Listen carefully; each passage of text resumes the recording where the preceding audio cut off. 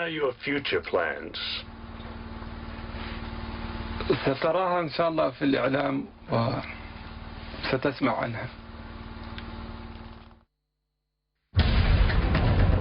الجهاد والإعداد.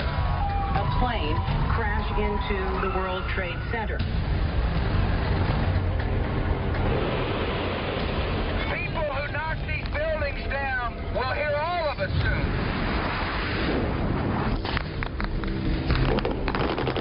Osama bin Laden and the al-Qaeda network were the most immediate and serious threat this country faced. The United States has conducted an operation that killed Osama bin Laden, the leader of al-Qaeda. This had been a priority from the beginning of my presidency. I'd made a commitment when I ran for office that I'd go after bin Laden wherever he was. On the 5th anniversary of the raid that killed Osama bin Laden, President Obama sat down with me in the White House Situation Room. The first time he's ever sat with a reporter in this highly secure room where the nation's most classified secrets are discussed. Shortly after assuming office, I had directed Leon Panetta, who was then head of the CIA, to prioritize this. I met Osama bin Laden in Afghanistan in 1997. It was his first television interview. أعلنا الجهاد على أمريكا لأن الحكومة الأمريكية هي حكومة ظالمة ومجرمة ومتعسفة. Back then, his name was virtually unknown in the West. الذي رفع السماء بلا عمد لن تحلم أمريكا ولا من يعيش في أمريكا بالأمن.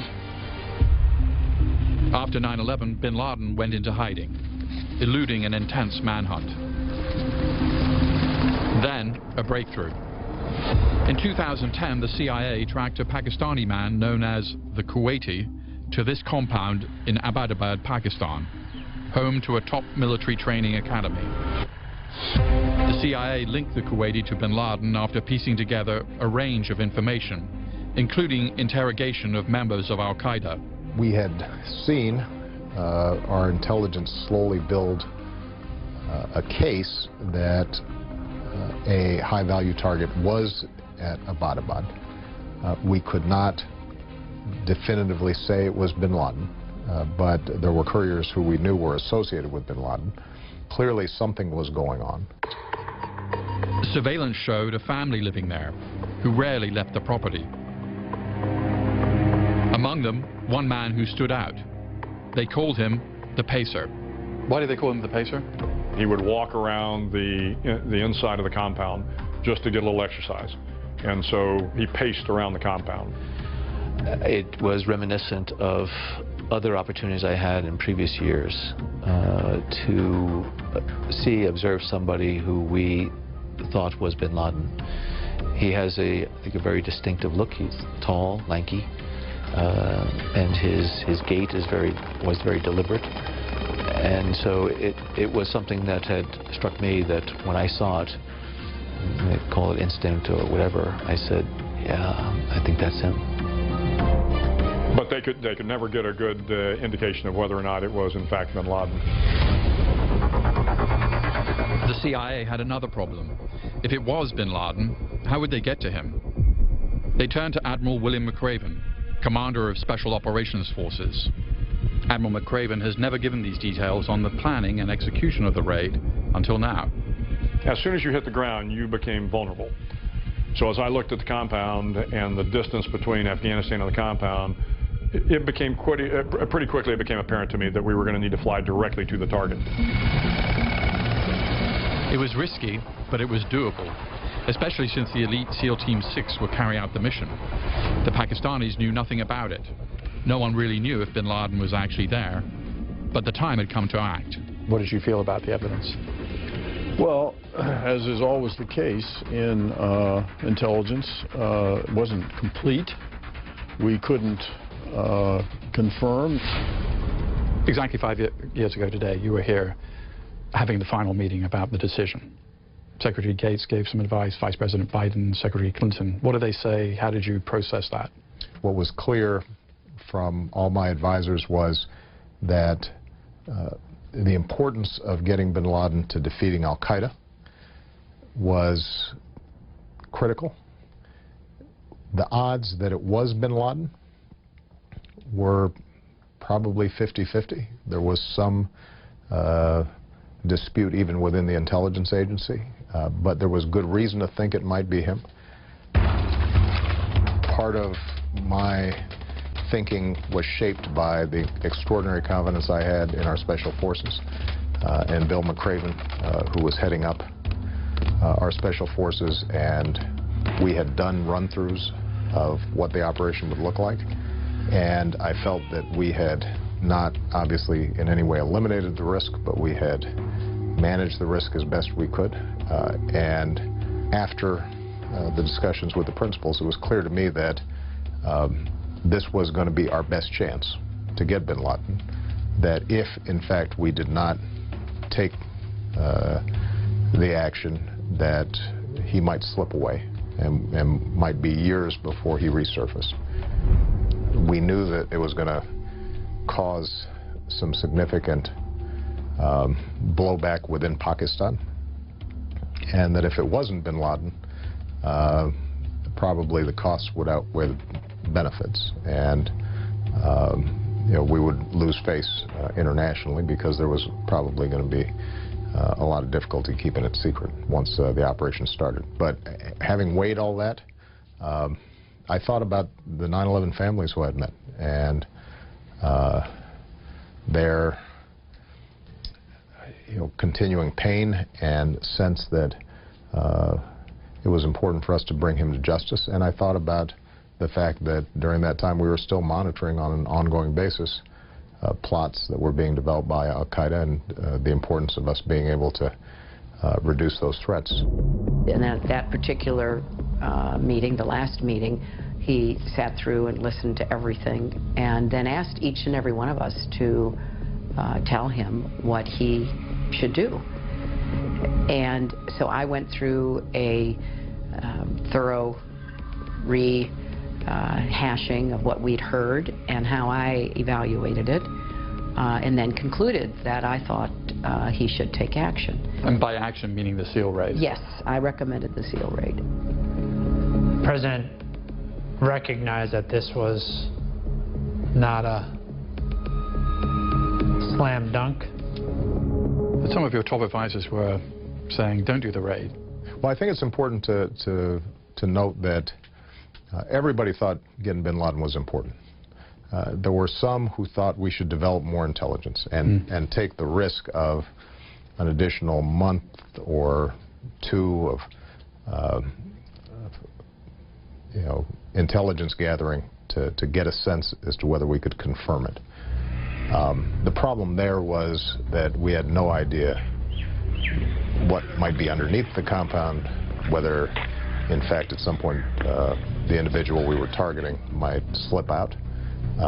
We didn't have 24/7 visuals on the compound, and as it was, we only saw him when he was taking his walks in the compound. The other debate was, even if we were going to go after this guy, should we just fire a missile and obliterate the compound? And I weighed that. Obviously, the advantage was it didn't put our guys in harm's way. The problem was, at that point, we would not be able to necessarily confirm that we had captured or killed bin Laden. The possibilities of collateral damage were more extensive. The best option left was Admiral McCraven's plan to send the SEAL team into the compound. McCraven was the chief planner. What did you had a lot of confidence in him? Incredible amount of confidence. Bill McCraven is as impressive, effective, cool individual as I know in any field. He's out of central casting in a lot of ways. These guys had been through a lot of harrowing moments, and Bill McCraven had supervised a lot of really tough operations, and so maybe he was as nervous as everybody else was, but he sure didn't show it, and I think that that certainly helped all of us. April 28th, the president ended the meeting and retired for the night. It was 7 p.m. He would give his answer on the raid the following morning. When did you make that decision? It's interesting. On decisions like this, you're leaning in a certain direction. I had been inclined to take the shot fairly early on in the discussions, but you hold back the decision until you have to make it. And in the end, what I very much appreciated was the degree to which we had an honest debate. I could honestly say by the time I made the decision that everybody had had their say, that we had all the info we were going to be able to get. We had not looked at it through rose-colored glasses. We knew the risks involved. We had prepared as well as we could. And it was, in that way, emblematic of presidential decision-making. You're always working with probabilities, and you make a decision not based on 100% certainty, but with the best information that you've got. Jimmy Carter made another form of this decision that contributed to him being a one-term president. Did you think about that? Yes, and if I hadn't thought about it on my own, it was raised by a number of my advisors. And so when the president left the sit room that night, he left open the question about whether or not he was going to approve it.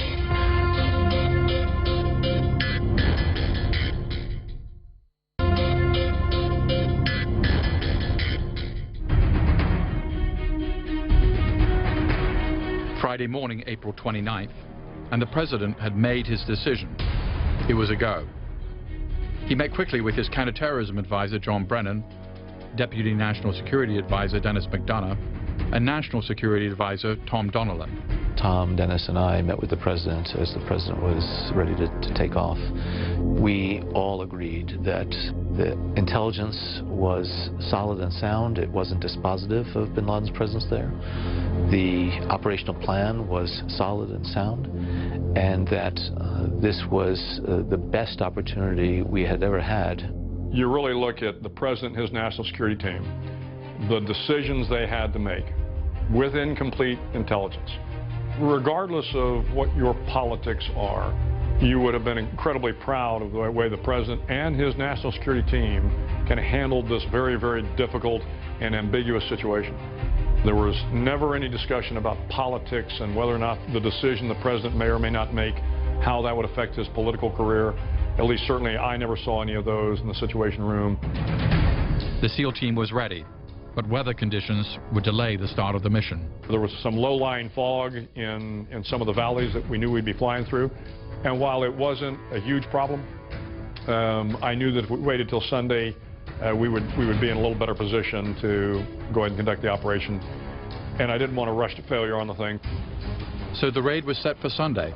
But first, the president needed to attend the White House Correspondents' Dinner. This is never-before-seen footage of the president preparing to give his speech, with the raid looming the next day. He puts on a good game face.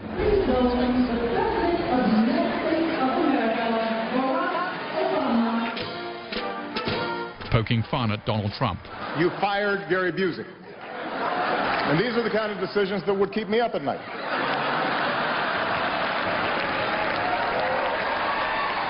Well handled, sir. Thousands of miles away at the airbase in Jalalabad, the SEAL team was ready and waiting. Initially, I had come up with a plan that said, look, I understand Pakistan pretty well.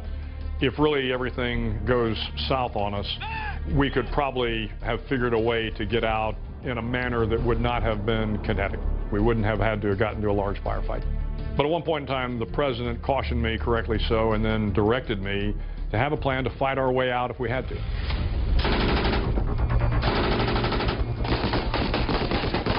We built up a package that I kept on the other side of the border in Afghanistan. If all of a sudden we got into an engagement and I needed fire support, I needed additional lift to get guys out, the president ensured that I had those resources to do that. So when you say a package, that means more helicopters, more quick reaction force, correct, people who could come in. I was 100% confident. I trusted The guys on the ground, we had, plan A, plan B, plan C, plan D. We had thought through all of the potential consequences of the actions and where the risk points would be, and I knew how to handle those risks.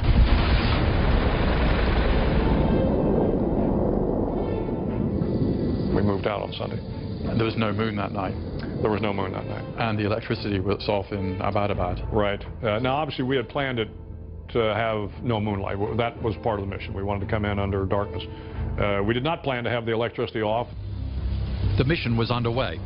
The President and his advisors again met in the Situation Room to wait for word on the mission. Once the SEAL team arrived in Abbottabad, the President and his advisors crowded into a smaller room across the hall where they could watch a live drone feed of the raid. Why did you come into this room, sir? Well, this is where we actually had a live view of what was happening. And so, as you can see, it's a pretty small conference room. We were all jammed up in here. Right. One of our key guys was sitting here. I was sitting here in my windbreaker. I think Gates was there and Hillary. And we were essentially watching what was happening in real time. You came in here because you could see, in there you could only hear. In there we could only hear it. Here we could actually see it. McCraven was able to narrate to us essentially what was happening in real time. Admiral McCraven was in Jalalabad and in close verbal communication with the SEALs on the ground. I was in a small cubbyhole, to be honest with you. We had built a small closet for me to be able to communicate with Director of the CIA, Leon Panetta. The White House later on came up on the video teleconference as well. As the first chopper came into land, the heat trapped by the high walls of the compound destabilized the chopper, then caused it to very quickly lose altitude. We came in here at the point where the helicopters were about to actually land. It's here where we observed, for example, that one of the helicopters got damaged in the landing. And what were you thinking? I was thinking that this is not an ideal start. It was so almost surreal because the stress was intense. We could see the one helicopter's tail clipping the wall and being disabled. I mean, your heart was in your throat the whole time you were in there. I've never spent a more stressful 30-plus minutes in my life. Do you remember what you told people back in Washington when this helicopter went down? I think I said we're moving on to Plan B. I think it seemed a lot more dramatic, and it was probably dramatic to the guys who were in the helicopter, although I know a lot of those guys had been in hard landings and crashes before. I know what a crash looks like. And I had had a chance to talk to the helicopter pilot ahead of time because we were concerned as they came in to conduct the mission and fast rope down into the compound. That helicopter was at eye level with the third deck of the living quarters. The potential that somebody could have come out and fired a rocket-propelled grenade or just small arms weapons at the helicopter, and we knew that was a possibility. We had snipers in the helicopter ready to deal with that. But the helicopter pilot had always told me, look, if I take an RPG or I take small arms, unless I'm killed in the action, I can get that helicopter into what we referred to as the animal pen, which was in the open space next to it. And I very quickly could see that they were exiting the helicopter and the helicopter was not on fire. Were you concerned that, the White House is watching this all live? I mean, they could have reached in to you and said, hey, we don't want this to proceed. The White House never interfered with any of the tactical decisions, nor did Director Panetta. They understood that I was the military commander of this mission. It never occurred to you to abort? No, because during our planning we had made sure that we had backup helicopters. My initial concern there was extraction. That if something happened to a helicopter, that we could make sure that we got our guys out. And so we had backup helicopters that were set up away from the compound but could get there quickly. Nevertheless, it gave you a little jolt. I think it reminded you that that no matter how well you plan, there's always going to be something that comes up. You're in the room, the chopper goes down. What is the next big event?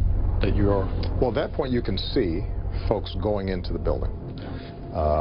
And there was a well-plotted approach, entry, and McCraven essentially is narrating what is happening at that point to us.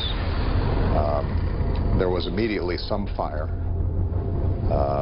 and so we knew that we had engaged someone.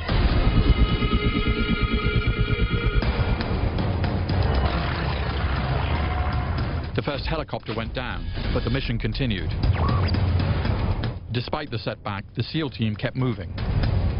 The living quarters were barricaded. They had some steel gates that the guys had to breach, had to blow down in order to get through.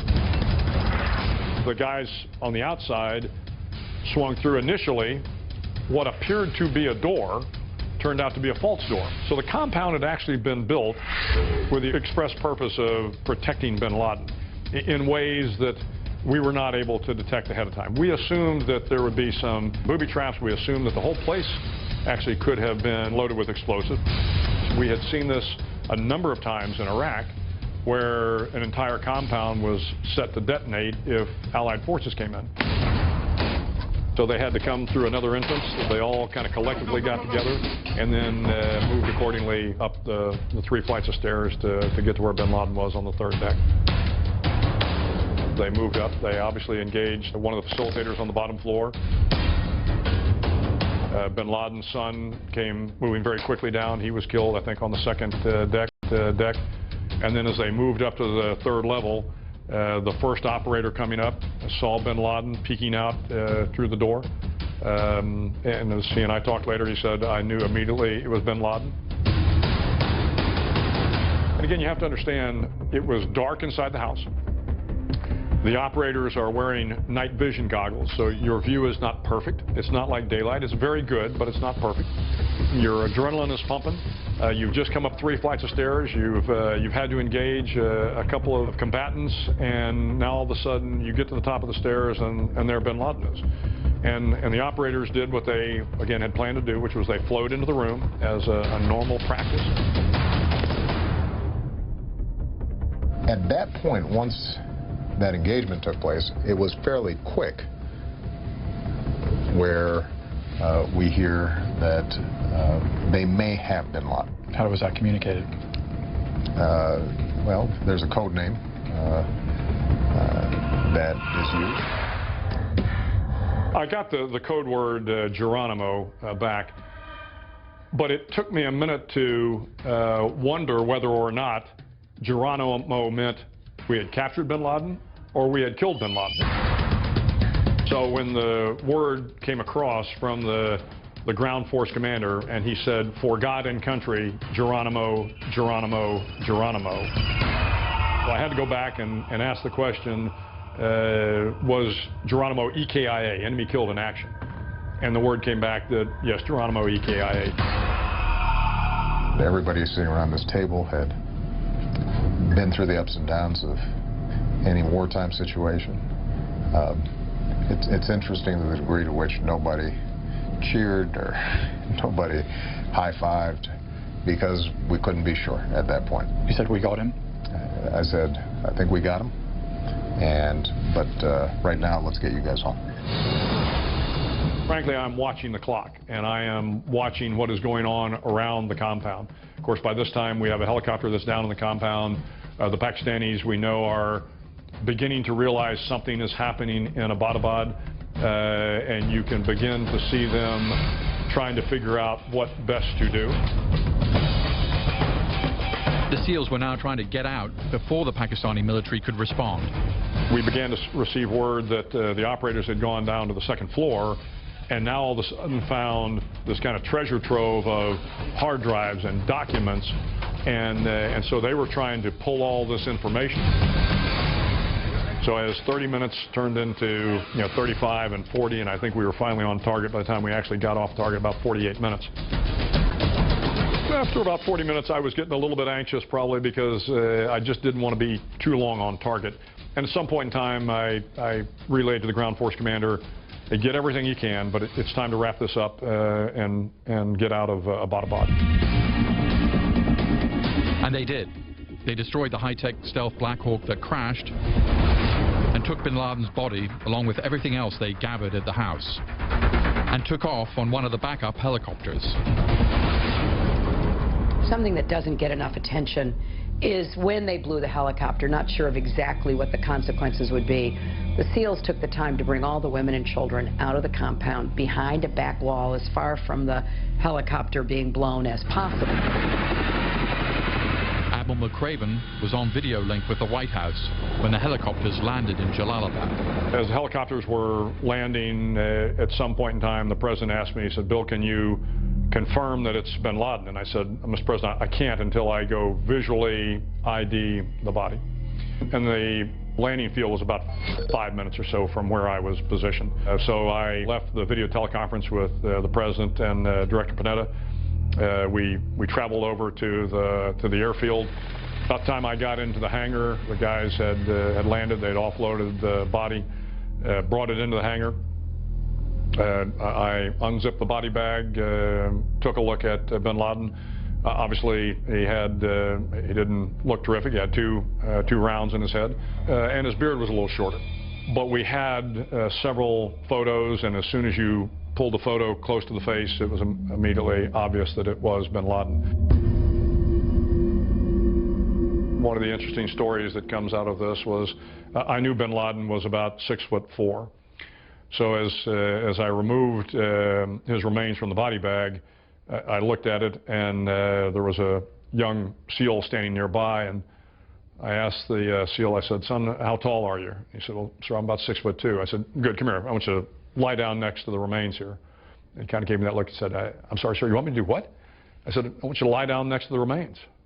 "Okay, sir." So he did. And of course, the remains were a couple inches taller.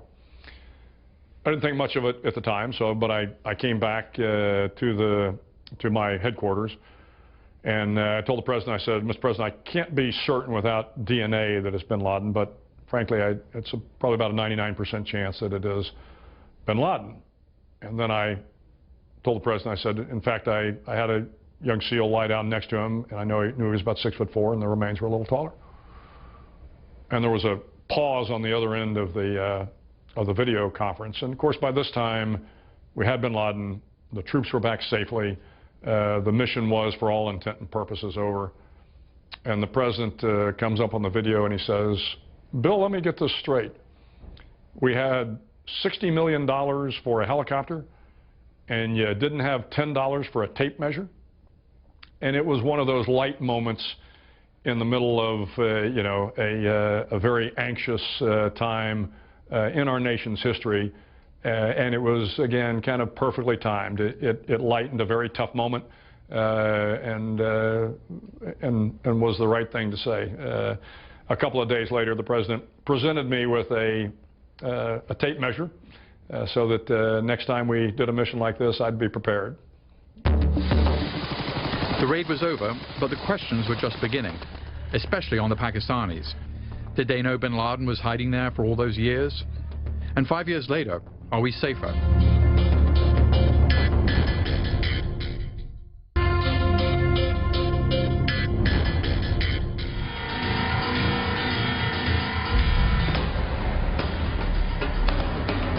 The raid is over, bin Laden is dead. This never-before-seen footage shows the president as he gets ready to announce it to the world. Yes, 2 minutes, yeah. His senior advisors who'd lived through the raid with him now wait for the final act of the night.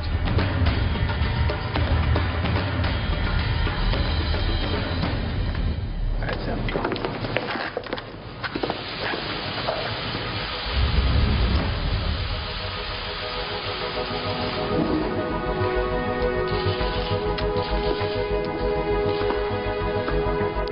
Good evening. Tonight, I can report to the American people and to the world that the United States has conducted an operation that killed Osama bin Laden, the leader of Al-Qaeda. This is the view from the White House as crowds gathered outside once word had leaked about the announcement. Did you hear cheers when you were walking down this way to give your speech to announce bin Laden's death? I could. At that point, people had already begun to gather, almost immediately after the news broke out. It was a warm evening, and people were already lined up outside.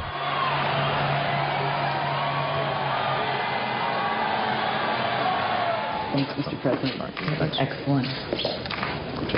That's great. Thank you for that. Yeah, I'm proud of it. Your guys did a great job. They did. When you were walking down this hall to make the announcement to the world that bin Laden was dead, what were you thinking, and were you certain? Well, at that point, we were 99% as opposed to 98% certain.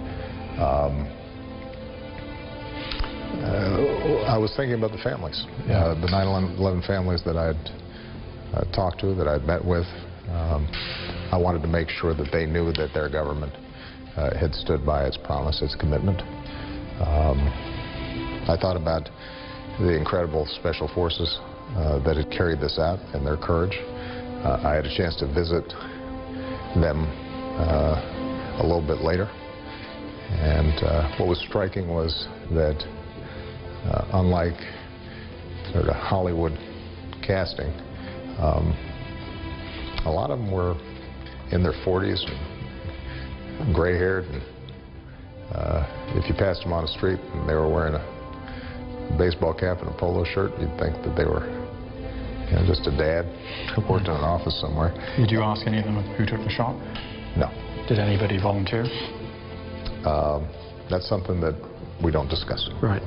But in a way, it was a team. It was obviously a team effort. It was a collective effort, and the humility, the camaraderie, the professionalism with which those guys operate is awe-inspiring.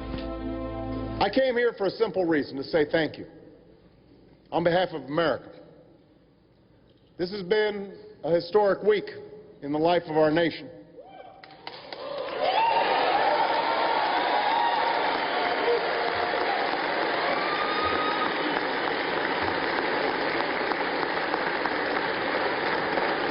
Thanks to the incredible skill and courage of countless individuals, intelligence, military, over many years, the terrorist leader who struck our nation on 9/11 will never threaten America again. Well, I very much appreciate it. The President took the opportunity to come down and meet with all the members of the team, not just the SEALs, but the helicopter pilots, and we had an opportunity to brief the President and the Vice President and Chief of Staff and others on the detail of the mission. So we actually had a chance to meet the ground force commanders and the SEALs and helicopter pilots, and again, it was a wonderful moment for both me and my team, and I hope for the President. When he met with the SEAL team, did he ask who had killed bin Laden? He did not, actually. Did anyone volunteer? No, no one did. And I think the President understood everybody was part of this, and not just can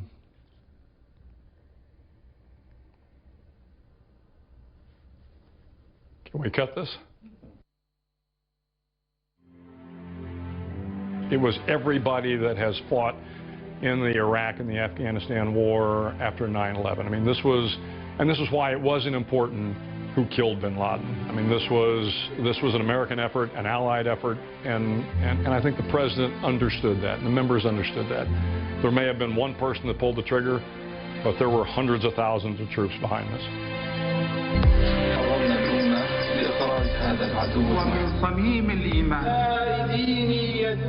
DNA evidence later proved that the body the SEALs brought back was 100% Osama bin Laden. He was given a burial at sea, and almost immediately questions about the raid began to surface. 5 years after the raid, and still lingering questions. First, the courier, the man known as the Kuwaiti. Analysts pieced together his link to bin Laden partly through interrogation. But did torture help? Where was the last time you saw bin Laden? The popular movie Zero Dark 30 depicts waterboarding and other forms of torture. In the movie version, this leads to information on the Kuwaiti, who's then tracked to bin Laden's compound. But what about in real life? I can't confirm or refute that information so derived had any direct bearing on the location of Osama bin Laden. I just can't say that. It wasn't around when it was going on. Yeah. So you don't think, I mean, you just had no evidence? I can't comment on it. I just don't know. Some of that information and intelligence came from individuals who were detained and debriefed by the agency. Some of that intelligence came from individuals who were subjected to the enhanced interrogation techniques.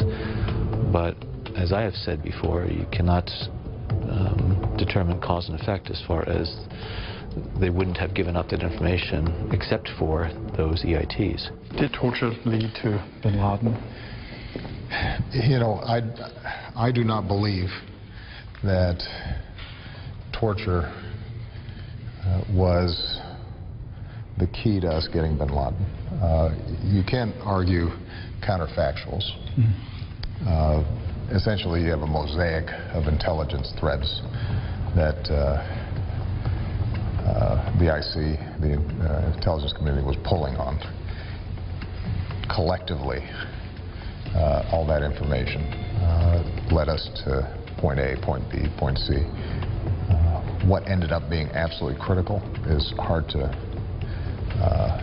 disentangle. What I know is that we can go after folks and bring them to justice without resorting to torture.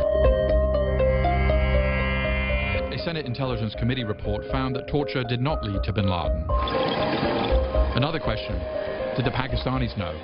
How could the Pakistanis have not known that bin Laden was in Abbottabad for almost 6 years next to their military academy? Well, that's a good question. I can't answer it. Then Secretary of State Hillary Clinton couldn't answer it either, but she now reveals her own suspicions. There was never any evidence that we could uncover that led directly to the top of the Pakistani military and intelligence service. I believe Pakistanis knew.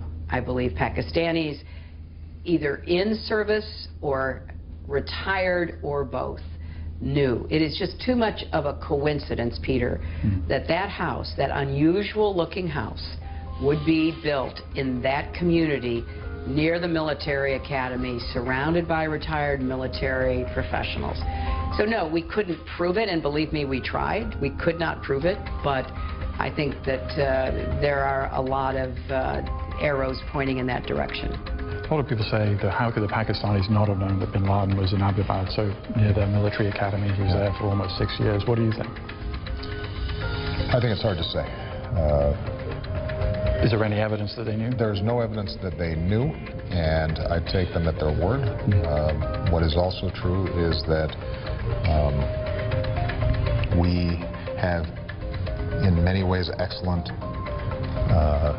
CT cooperation with Pakistan, but that their interests don't always align with ours.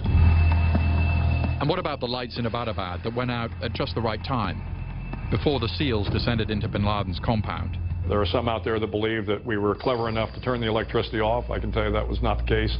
I think it was just a blackout that, again, was fortuitous to us, that the electricity went off in the Abbottabad area and certainly helped us in terms of conducting the missions. Because blackouts are common. They are common. Right.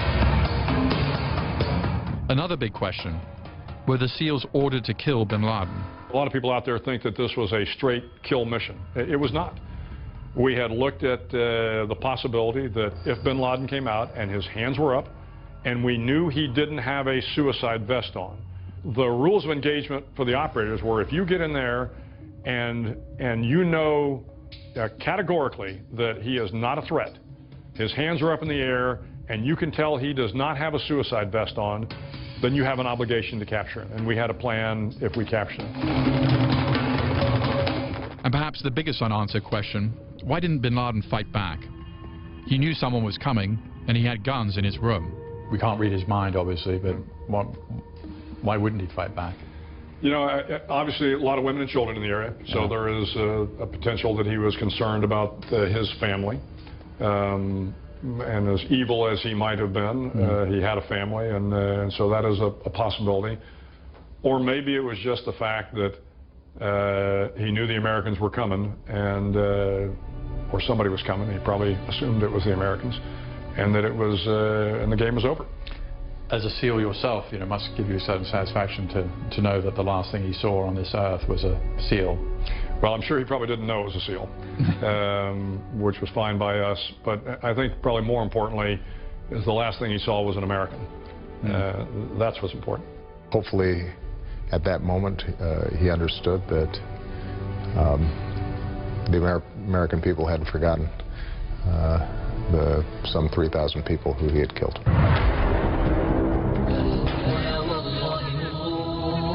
The threat from bin Laden is gone.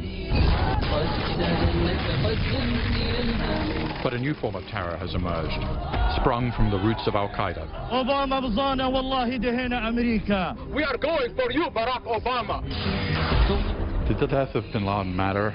I think, and the president said it well, I think it was about justice. This wasn't about revenge. It was about justice. All of us that have been fighting this war, I think, recognize that the impact of killing bin Laden, we didn't expect that it was fundamentally going to change the fight. Has killing bin Laden made us safer? Yes, but it obviously does not solve the problem of terrorism generally. Is ISIS coming here to the United States? Well, they certainly want to. They clearly have the West is their enemy.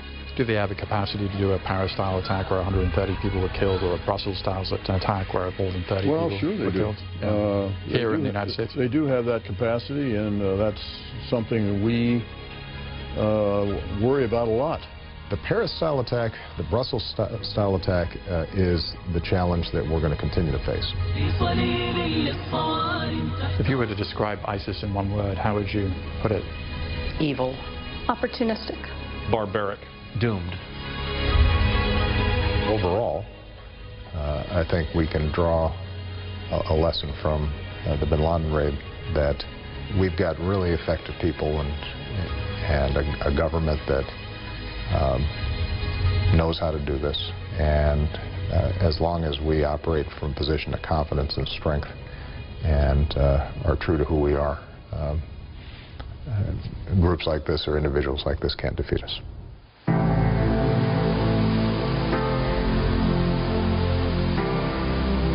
The terrorists should know. If you come after the United States, if you do us harm, we will go anywhere. We will spend the rest of eternity hunting you down. America doesn't forget. Our reach is long and our memory is long. The United States will not rest. We will find you. We will be patient. We will be dogged.